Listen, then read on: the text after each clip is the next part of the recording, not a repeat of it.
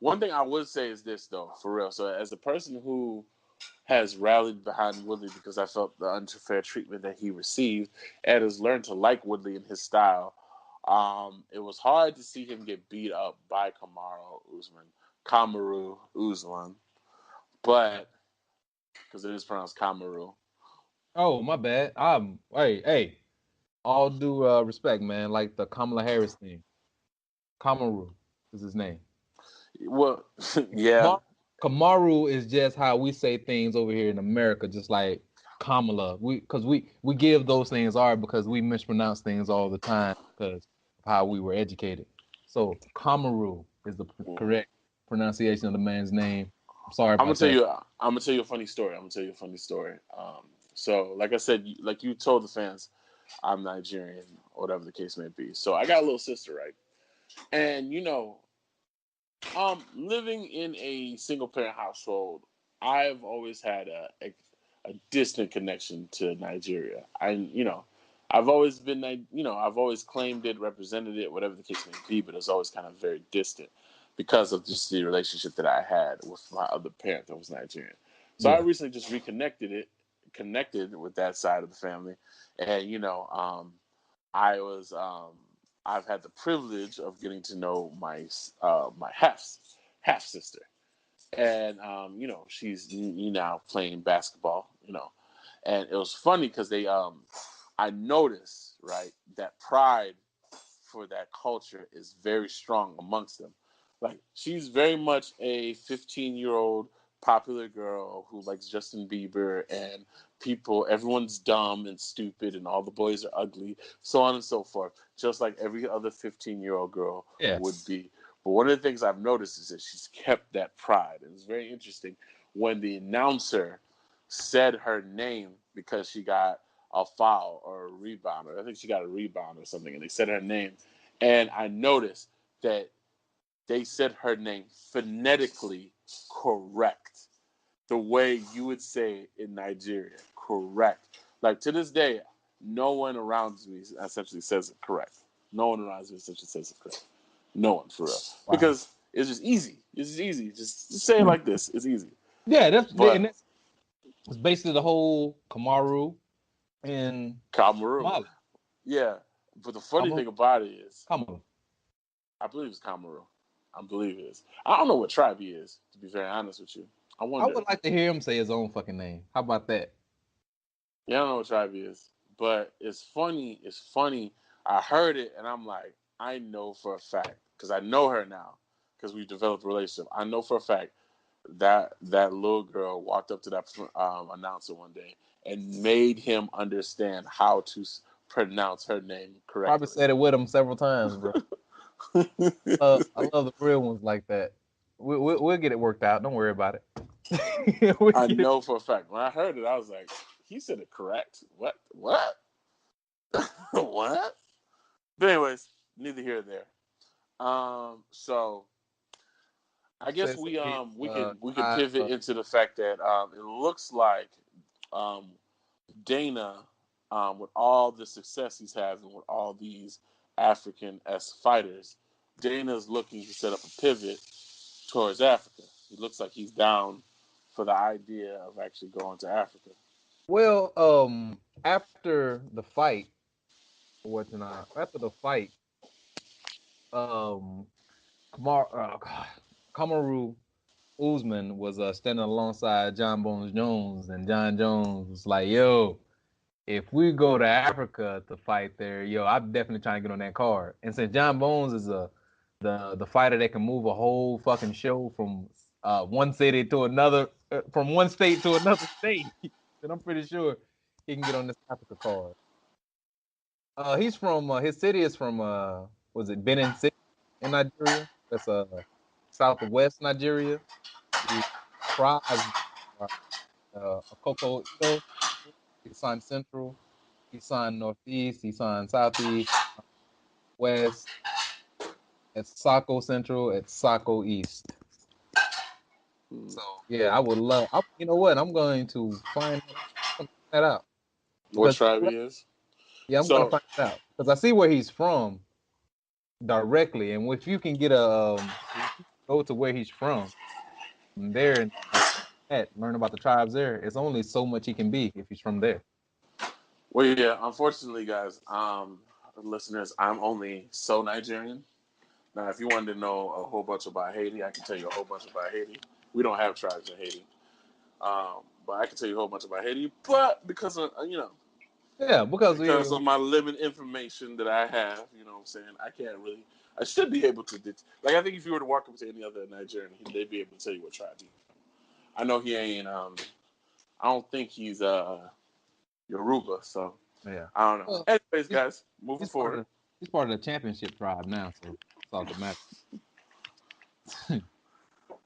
I'm pretty sure on Wikipedia page we can find it.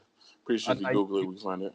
You can't, because that's what I've been doing since we've been having this conversation. I'm trying to figure out what tribe he's from. That's how I forgot. That's how I figured out where he was from. I mean, where he was from. He moved here when he was 8 years old. I'm pretty sure Adesanya is Yoruba. I'm pretty sure. I could be wrong. What is Anthony I'd be Joshua? wrong. I have no idea. Well, I mean, his last name Joshua, bro. So I don't. Oh snap, son! Christian Okoye. Wow. So yeah, you got wow. That was a nice little Wikipedia page. Cool. Yeah. I like that, man. I ain't mad at him. Yeah, that's the thing about Usman, right? So that's the thing about Usman is that I went on his Instagram page and he reps so hard. So it's kind of like I like Usman because I like white lady in traditional garb. Oh yeah, that's listen. Maybe in another podcast we can get into the details of that. I wasn't trying to get into detail. I'm just the man reps so hard that I wasn't even offended when I saw her and what she had on. I was like, that matches everybody else's colors. You know what's funny is the mom. That is real mom right there. She looks like every Nigerian lady I've ever seen at a party or at my dad's house. I believe you. When you sent me that in the text message, I believed you. Like she was gonna hug her son. She didn't give a fuck. And the funniest thing about it is when they took the picture, when they took the family picture or whatever, and the girl, the girlfriend or the fiance or the wife, I don't know what she is, tried to get up in the picture next to him, and she basically hit her with some old Nigerian. So Nigerian relationships and families sometimes can be a little Game of Thrones. There's a lot of hierarchy and there's a lot of whatever. It's very rich. Whenever you have, and what I've noticed is whenever you have like a rich family history, like a rich dynasty level family history, there's always sometimes those kind of Game of Thrones dynasty-esque things that are sprinkled inside of it, no matter what race you are. Yeah. And it's very interesting. Like when I saw her do that, I was like, yeah, that's what a Nigerian mother would do. Like a Nigerian mother would be like, hey, guess what though? I raised him and I paid all his bills up until then. So I'm gonna need you to hold the baby and stand next to me. Hold the baby. I need you to hold the baby, stand next to me. Matter of fact, let him hold the baby, you get the camera. Let him hold the baby, you get the camera. I was like, oh, when I saw that lady, I was like, oh, she is so Nigerian. I saw that lady.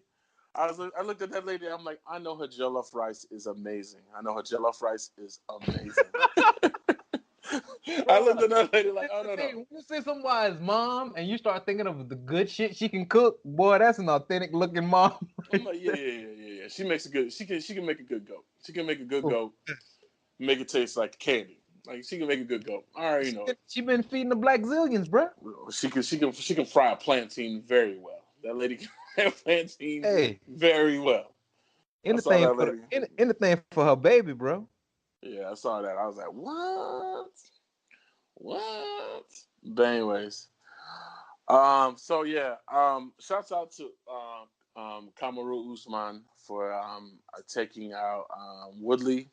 I'm a Woodley fan. But I am as you know, I have Nigerian heritage because of my Nigerian heritage and because of the fact that I did watch Usman's season of Ultimate Fighter and the fact that he was a black zillion. And I did like the fact that he was able to be all of America top team.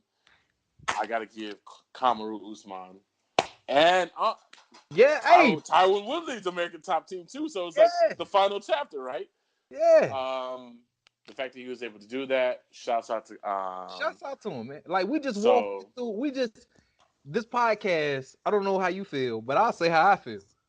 This podcast that we're doing right now and last night just made me a Kamaru Usman fan. Like I don't have anything bad to say about the guy because he went in there and dominated the champion. Now it's easier to dominate someone who's not fighting back, but it's still the champion that he nominated. No, dude. Honestly, I wouldn't even do that. Like I know, like people may want to do the whole he didn't fight back, but I'm gonna be honest with you. I don't think. I think that's the first time Woodley has been in that position.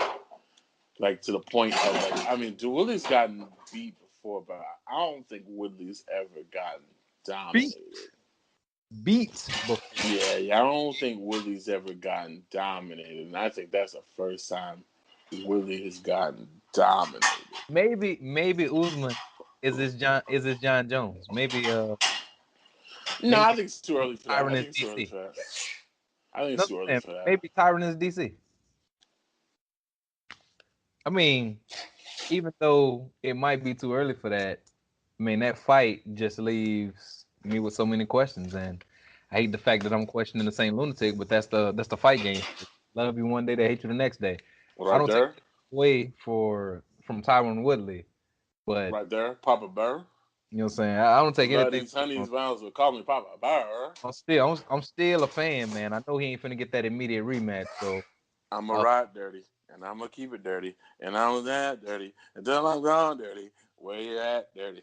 Where keep you it at, dirty? Where you at, dirty? Won't you drop, pop, lock it with me, baby? We can draw and pop, lock, drop. Pop, lock, and drop it. We got any more? Pop, lock, and drop it. What? Pop, and drop it. Pop, lock. Do that thing, girl. Go One. show. Hold on. What's up the joint? One. Homeboy tripping. I got the gun. Hold on. Fists go fry in the kitchen. Fists go burn on the grill. You took a whole lot of trying. Just get off that hill. Let me see your grill. You want to see me what? Let me see your grill. You want to see my what? Hold on. Grill. Your grill. Keon, where you getting them colors? Hold on. Keon, where you getting them colors? Are you dyeing them? 10 is my size of them. No, for the trying them all, you know I'm dyeing them. No. What the hook gonna be? I don't need a fucking hook on this beat. It is a track in the background. I think that's it. I think that's it. Bro, we can keep going, man. Ali got some songs too. Jeez, boy. I don't remember Ali's songs. Yeah, me either. I just lied. Yeah, sure did. All right, so while I still have battery, I think we gotta talk about. Let's get to the John Jones. Yeah. We gotta get to John Jones and Anthony Smith. So, all right, first and foremost, do you feel like that was an unintentional knee to the motherfucking face? Well, I'm gonna say this, man. John Jones was not be privy to the rules. Somebody was asking me what could John Jones do to get better in MMA, if there's anything, and I was like, two things: throwing punches and not kneeing or elbowing someone in the face at the wrong fucking time. If Anthony Smith would have been less of a fighter, if he wouldn't have been so fucking arrogant, he would have walked away with that belt last night. Pretty much. But he's too arrogant to take a rightful win. And I do believe that after that to the face, he deserved to win. Because John Jones needs something to come back from anyway. Like sure he's kind of bored right now, I would think. With him in that division. Well, Dana's over here trying to sell the Santos fight. You don't want to see him fight Santos? No, motherfucker.